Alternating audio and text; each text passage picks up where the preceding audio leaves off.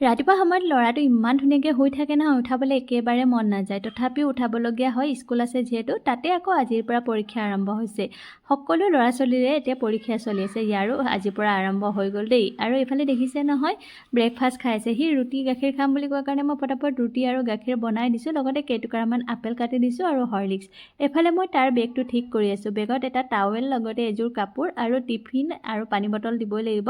এইফালে সি হৰলিক্স খোৱা নাছিলে, সেইকাৰণে মই আহি পিনি তাক নাম্বাৰছ কাউণ্ট কৰি দিছোঁ আৰু ফটাফট সি খাই শেষ কৰি দিছে।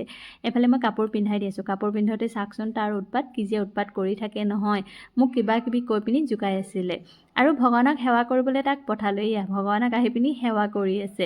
কেনেকৈ সেৱা কৰিছে চাওকচোন। লগতে মই আকৌ গুচি আহিলোঁ তাৰ লগত আৰু ক্ৰীম লগাই দিছোঁ।